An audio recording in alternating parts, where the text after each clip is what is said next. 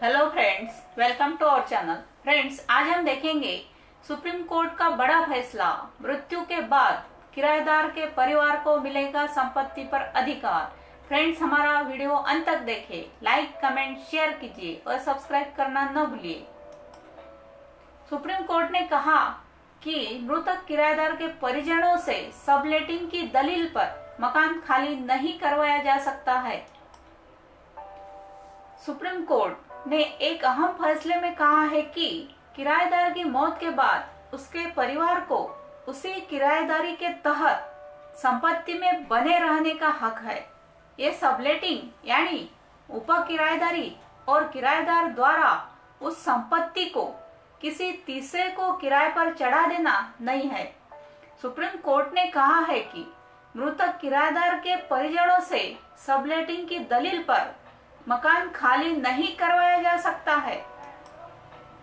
बता दे कि supreme court ने ये व्यवस्था देते हुए उत्तराखंड हाईकोर्ट के उस फैसले को रद्द कर दिया, जिसमें हाईकोर्ट ने एक किराएदार के परिवार को उप किराएदार मानकर यूपी शहरी भवन किराएदारी किराया और खाली करने के विनियमन एक्ट 1972 की सेक्शन 16(1)(b) के तहत मकान को खाली घोषित कर दिया था। सुप्रीम कोर्ट बेंच ने कहा कि इस मामले में किराया नियंत्रक के आदेश के खिलाफ हाईकोर्ट को आर्टिकल 227 के तहत अपील नहीं सुननी चाहिए थी। इस आर्टिकल के तहत हाईकोर्ट को अपीलीय कोर्ट का अधिकार प्राप्त नहीं है। सुप्रीम कोर्ट ने कहा कि हाईकोर्ट ने देहरादून जिला जज के आदेश के खिलाफ आर्टिकल 227 के तहत याचिका स्वीकार करके उस पर सुनवाई की थी, जो कि गलत है। मामले में मसूरी में मकान मालिक ने अपने किराएदार के बेटे से अपनी संपत्ति खाली करवाने के लिए 1999 में निचली अदालत में मुकदमा दायर किया था कि उसके किराएदार ने उसकी संपत्ति को सबलेटिंग यानी उप किराएदारी पर उठा दिया है। किराया कानून में मकान सबलेट करने पर मकान मालिक को अपनी संपत्ति खाली करवाने का अधिकार है।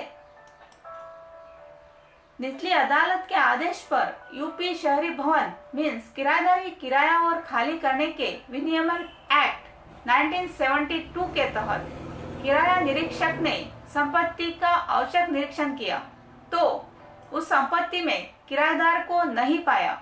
किराएदार की जगह मकान में कुछ लोग मिले। तब किराएदार अपने गांव गए हुए थे।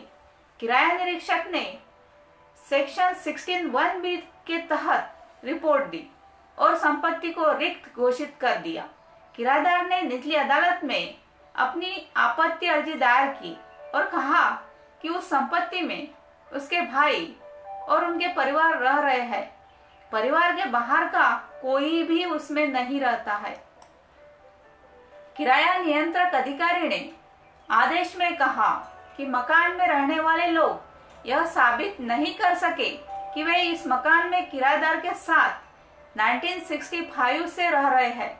इसके बाद किराया नियंत्रक अदालत ने 2003 में संपत्ति को खाली घोषित कर दिया। इस दौरान किराएदार की मौत हो गई। किराएदार के परिजनों ने किराया नियंत्रक कोर्ट के फैसले को जिला जज की कोर्ट में 2007 में चुनौती दी। जिला जज ने फैसले में कहा कि मामले में सेक्शन 16(1)(b) लागू नहीं हो सकती, क्योंकि यहाँ सबलेटिंग नहीं है। मूल किराएदार के परिजन ही मकान में रह रहे हैं।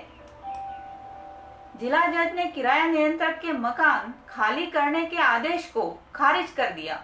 फिर जिला जज के इस आदेश के खिलाफ मकान मालिक ने हाईकोर्ट में अपील दायर की थी।